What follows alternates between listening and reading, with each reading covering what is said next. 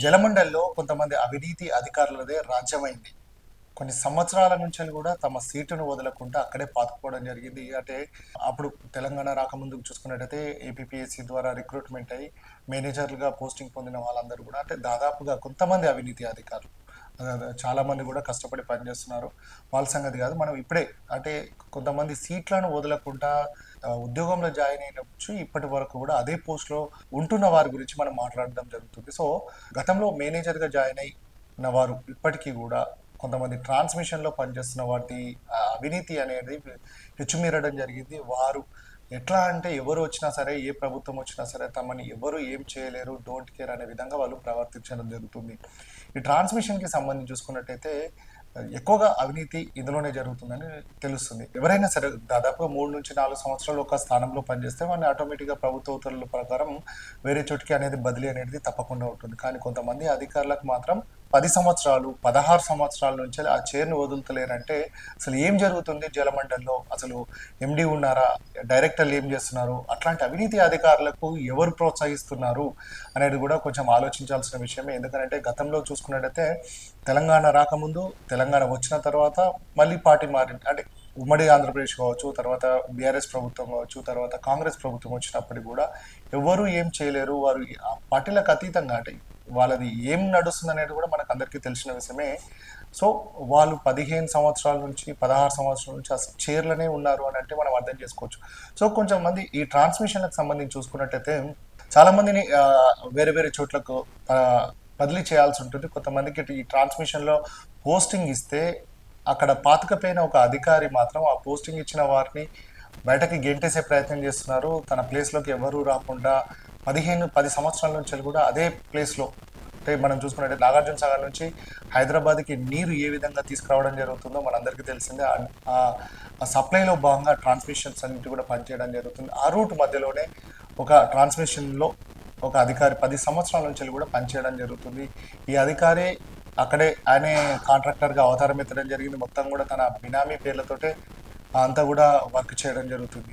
So ఇంకొకటి హిమాయత్ సాగర్కి సంబంధించి చూసుకున్నట్టయితే అక్కడ ఒక ఇంకో అధికారి ఆయన ఇంకా ఎక్కువ 16 సంవత్సరాలు అయిపోయింది ఆయనైతే. ఇంకా ఈయన ఈ ట్రాన్స్మిషన్ చూసుకున్నట్టయితే హైదరాబాద్ టు నాగార్జున సాగర్లో చూస్తే 10 సంవత్సరాలు, ఈయనైతే 16 సంవత్సరాల నుంచి అదే చేరు వదిలిపెడతలేడు. ఇంకొక విషయం ఏంటంటే వీరు అంటే ఎంత పెద్ద పనిమంతులో తెలియదు కానీ ఒక్కొక్కరు 4 డీజీఎం పోస్టులను హోల్డ్ చేస్తున్నారు. నాగార్జున సాగర్ నుంచి వెళ్ళి హైదరాబాద్కి వచ్చే రూట్లో ఉన్న ట్రాన్స్మిషన్లో 10 సంవత్సరాల నుంచి పనిచేస్తున్న అధికారి 4 డీజీఎం పోస్టులను హోల్డ్ చేస్తూ అంటే దానికి సరౌండింగ్లో ఉన్న 4 డీజీఎం పోస్టులు అంటే ఎక్కువగా ఆదాయం ఎక్కువ వస్తుందో దాంట్లోనే వీళ్ళు ఉంటారు. వేరే దగ్గర కష్టంగా ఉండే పనులు మాత్రం వీళ్ళు చేయరు.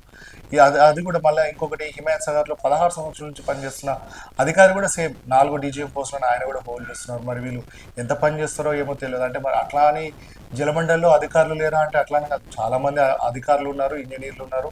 వారికి మాత్రం పోస్టింగ్ ఉండదు, లూప్ లైన్లోనే ఉంటారు. ర్యాంకులు తెచ్చుకొని టాప్లో ఉన్న వాళ్ళకు మాత్రం ఎట్లా కూడా ఉండదు. వారికి సంబంధించి ఏది తెలియకుండా ఉన్న వారికి మాత్రమే టాప్లో మంచి మంచి ఏదైతే పోస్టింగ్లు ఉంటాయో అక్కడ మాత్రమే ఉండడం జరుగుతుంది. సో ఈ ట్రాన్స్మిషన్లో కీలకంగా వీళ్ళు వ్యవహరించడం జరుగుతుంది. వేరే ఎవరికైనా సరే మంచి ఎండి వచ్చి ఎవరైనా సరే అక్కడికి పోస్టింగ్కి తరలిస్తే మాత్రం వేరే వ్యక్తిని ఇస్తే మాత్రం ఒక 1 డేలో ఆ పోస్టింగ్ తికమక అయిపోతుంది. మళ్ళీ ఆ పోస్టింగ్ వచ్చిన వారికి రివర్సల్ ఆర్డర్ వచ్చేస్తుంది. మళ్ళీ అతనే ఆ ప్లేస్లోకి వెళ్ళిపోతాడు. అంటే ఏం జరుగుతుంది అనేది మాత్రం డైరెక్టర్లు ఎంత ఈ హోల్డ్ చేస్తున్నారు వీళ్ళపైన, అలాగే వీళ్ళు ఈ అధికారులు పై స్థాయిలో ఎంతమంది యాడ్ చేస్తున్నారు అనేది మనకు అర్థం కావడం జరుగుతుంది. ఈ ట్రాన్స్మిషన్లకు సంబంధించి చూసుకున్నట్టయితే దాదాపుగా 180 కోట్లు పంపింగ్కి సంబంధించి కరెంటు బిల్ అనేది దాదాపుగా నెలకి 180 కోట్ల వరకు వస్తుంది అనేది ఒక అంచనా. ఈ ఎక్స్ప్రెషన్ ఆఫ్ ఇంట్రెస్ట్ కింద అంటే జిహెచ్ఎంసీ పరిధిలో చూసుకున్నట్టయితే వీధి దీపాలకు ఈఎస్ఎల్కి ఇవ్వడం జరిగింది. అంటే పవర్ ఆఫ్ కన్జంప్షన్ తగ్గించుకోవాలన్న ఉద్దేశం కొద్ది ఒకరికి కాంట్రాక్ట్ ఇచ్చేస్తే వాళ్ళే దాంట్లో ఉన్న లూప్ హోల్స్ కావచ్చు అదంతా కూడా ఎంతవరకు తగ్గిస్తే బాగుంటుంది అనేది కూడా వాళ్ళు చూసుకొని తగ్గించేయడం జరుగుతుంది. ఎందుకంటే జిహెచ్ఎంసీ పైన కావచ్చు ఏ మున్సిపాలిటీ అయినా సరే వారి మీద భారం పడకుండా కొద్దినైనా తగ్గిస్తే మనకు ఆదాయం కొంచెం సర్దుకున్నట్టు ఉంటుందని చెప్పేసి జిహెచ్ఎంసీలో వీధి లైట్లకు సంబంధించి ఈఎస్ఎల్కి ఇవ్వడం జరిగింది. సో అదేవిధంగా 180 కోట్ల రూపాయల కరెంటు బిల్లులు వస్తున్నప్పుడు ఎక్స్ప్రెషన్ ఆఫ్ ఇంట్రెస్ట్ కింద ఇస్తే సో ఒక 10% వేసుకోండి, 18 కోట్లు తగ్గించినా కానీ వాళ్ళు ఏదైతే కాంట్రాక్టర్ ఉంటాడో ఆ 18 కోట్లు తగ్గించుకున్నప్పుడు దాంట్లో 50% అంటే 18 కోట్లలో 9 కోట్లు వారికి ఇచ్చేస్తే సరిపోతుంది.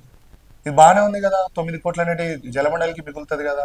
లేదట, ఇది మాత్రం ఇట్లా జరగదు. ఎందుకంటే ట్రాన్స్మిషన్లో పనిచేస్తున్న ఈ కీలక అధికారుల ధనదాహానికి బోర్డు అనేది కూడా బలి కావడం జరుగుతుంది. అంటే ఇప్పుడే ప్రభుత్వం అప్పుల్లో ఉందని కూడా సాక్షాత్తు ముఖ్యమంత్రి చెప్పడం జరుగుతుంది. అలాగే జలమండలికి చైర్మన్గా ముఖ్యమంత్రి బాధ్యత వహించడం జరుగుతుంది. కాబట్టి సో 9 కోట్ల రూపాయలు అంటే వట్టి పుణ్యానికి వస్తాయా? 9 కోట్ల రూపాయలు అది కూడా మిగిల్చుకోవడానికి కూడా లేదు.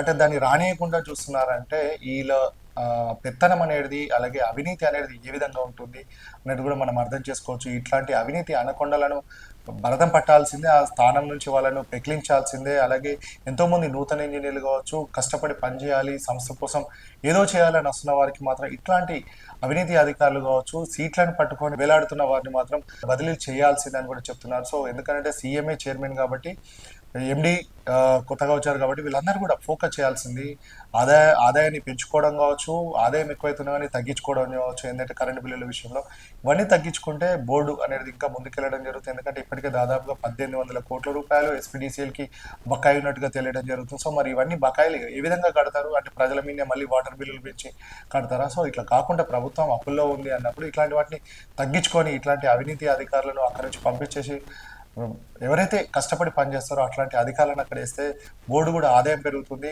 అలాగే అవినీతి అనేది తగ్గడం జరుగుతుంది.